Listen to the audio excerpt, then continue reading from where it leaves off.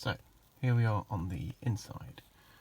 So you don't need to put a key in anything, you just need to have it on your person. So to start it, just put your foot on the brake and press the button once. So it's next to your service and all of the warning lights will go out, and it'll also show you the mileage and the range.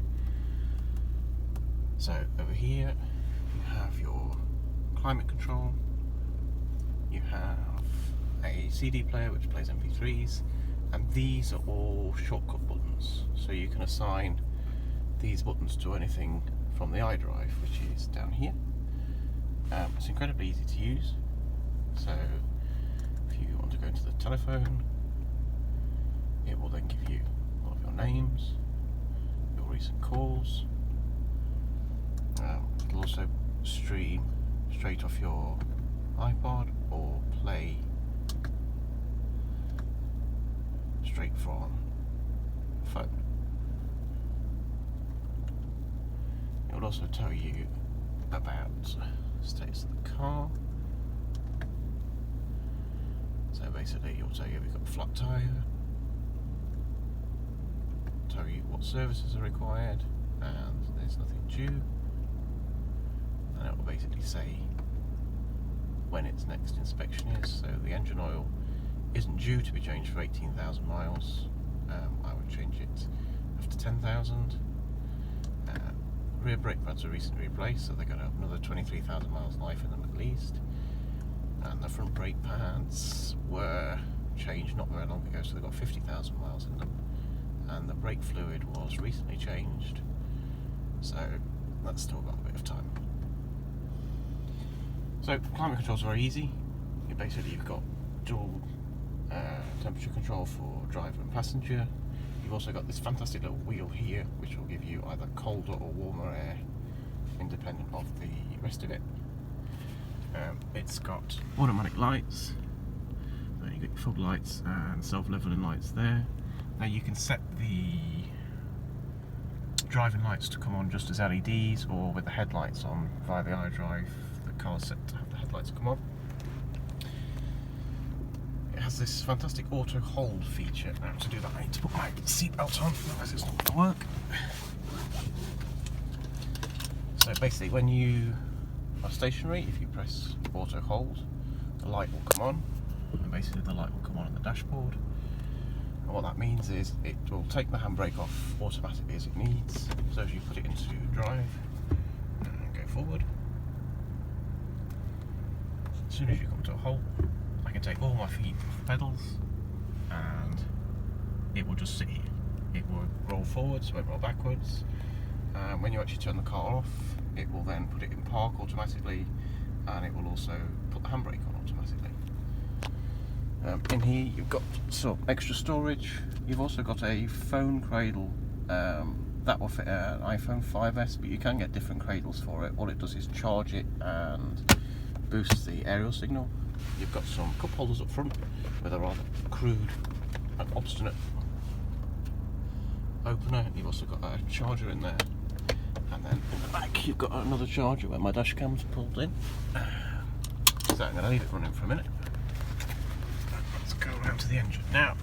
I'll open the bonnet, which is down here.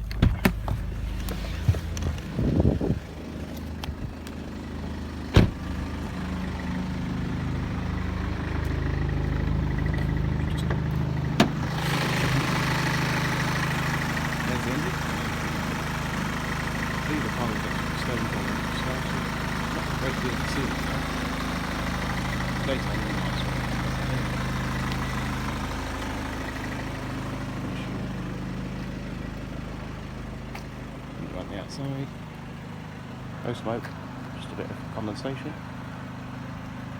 It's only about 5 degrees. It's got LED tail lights and number plate lights. When you open the boot,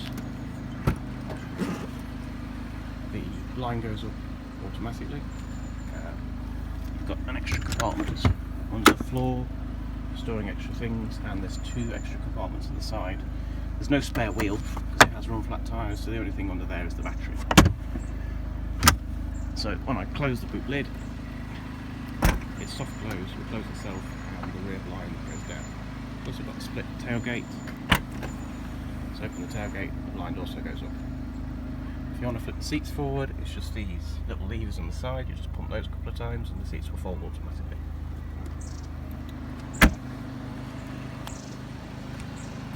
Looking around the car, see there's a little bit of a crease on the rear bumper and another one in the centre. Had a little bit of an altercation with the fence post.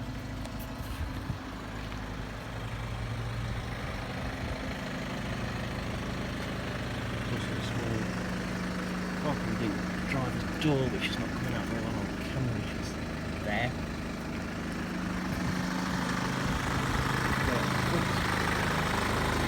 A few stone chips. The only thing up there is not inflated.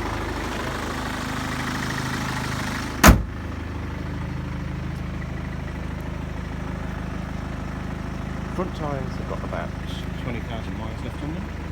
Rear tyres have got at least 30,000 miles left on them, and they all run flats if there's no spare wheel. Alloy wheels are not in bad condition. They're not perfect, and on one of them there is a bit of a ding. It's not one of the back.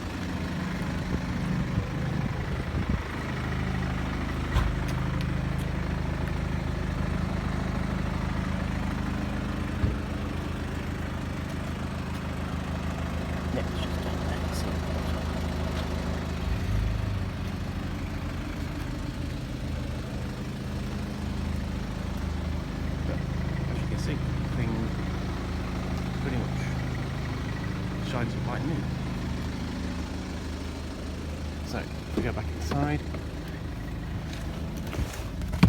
so this part of the dashboard at the bottom is a screen, so that will give you any warning messages. It will also, from here, you can give it, so that's its real world average fuel consumption and mixed driving. On a motorway, for my normal commute to work, it does dead on 50 miles per gallon. On the steering wheel, I've got my speed limiter, which I can set at any speed.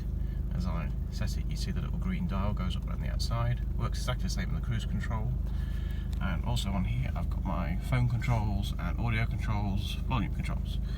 There's also a voice command thing here, but I wouldn't bother using it because it's pretty useless. Wipers are automatic, and the button to activate them is there. And pretty much it does everything itself. So I'm just going to turn it off now, and I expect it to put itself into park automatically. I was already in park. There you go. Anything else you want to see? Just leave me a comment.